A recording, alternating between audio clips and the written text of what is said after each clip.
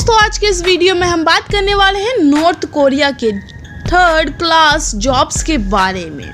आप सभी को बता दें, ट्रस्ट मी फ्रेंड्स, जिसके डिक्शनरी में फ्रीडम शब्द का अता पता ही नहीं है और डिक्शनरी में उनका कोई भी फ्रीडम शब्द से लेना देना नहीं है। यहाँ पर खुद की जॉब सिलेक्ट करना भी लोगों के हाथ में नहीं है। ये फ्रीडम भी नॉर्थ कोरिया की गवर्नमेंट उनसे छीन लेती है। 16 साल की उम्र में ही इनको जॉब्स प्रोवाइड करा दिया जाता है और उनको असाइनमेंट दे दिया जाता है और बिना कुछ कहे इनको ना नुकुर किए ये जॉब करना ही पड़ता है।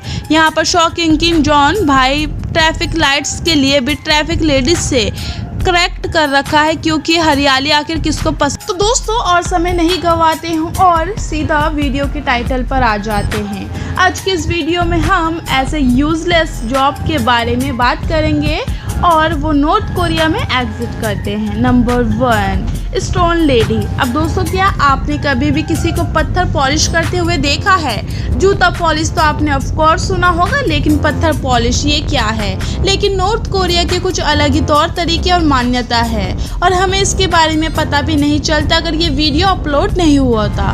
2010 में इस लेडीज़ को रिपोर्टर के मुताबिक जब इनसे बातचीत किया गया तो इन्होंने बताया कि ये एक जॉब करती है जो कि एक स्टोन पॉलिश का है।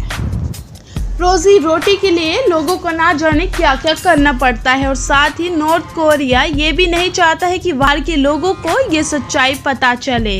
तो दोस्तों हम आपको बताते चले, आजकल के दौर में अब लेडीज का दौर आ चुका है।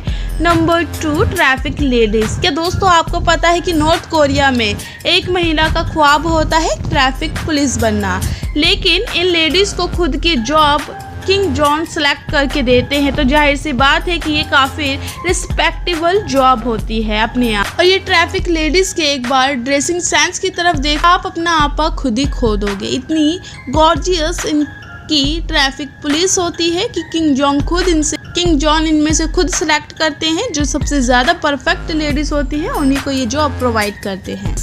अब फ्रेंड शायद ही ये दुनिया का सबसे शॉर्टेस्ट करियर है जहाँ 26 साल की उम्र में रिटायरमेंट होता है। ये सवाल उठता है दोस्तों कि ये ट्रैफिक लेडीज़ आखिर कौन सी एज में जॉब शुरू करती है।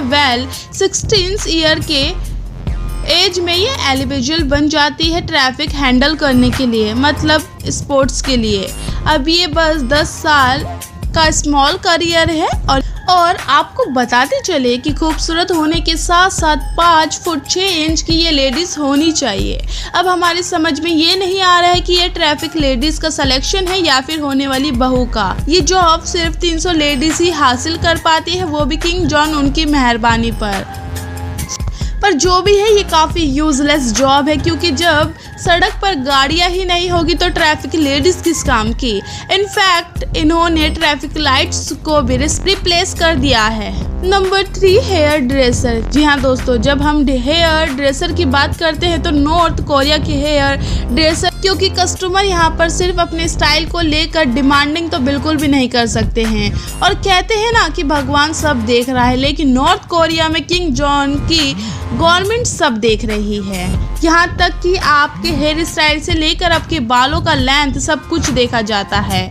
यहाँ पर सिर्फ 28% हेयर स्टाइलिश अलाउड है, जहाँ 18 हेयर स्टाइलिश लेडीज़ के लिए और 10 मेल्स के लिए है। यानी कि लिटरली खुद के बालों पर ही खुद ही को लोगों का फ्रीडम नहीं है। इनके बालों के नियम वाकई काफ़ी ज़्यादा हटकर होने के साथ साथ सटके हुए भी होते हैं, जैसा कि सिर्फ अनमैरिड वुमेन यहाँ पर लंबे बाल रख सकती है। शादीशुदा औरत को यहाँ पर छोटे बाल रखना ही कंपलसरी है और जब बात आती है नौजवानों की तो उनके बाल सिर्फ 2 इंच लंबे होने चाहिए और यहाँ की गवर्नमेंट थोड़ी ऐसे ही उनके रूल्स है।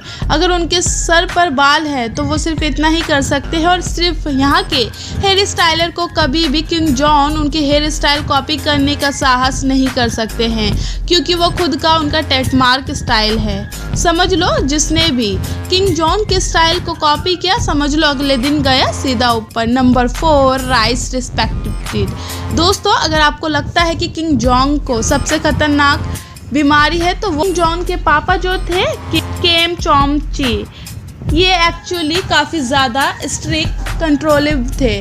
वो हर चीज़ के बारे में एकदम पर्टिकुलर थे।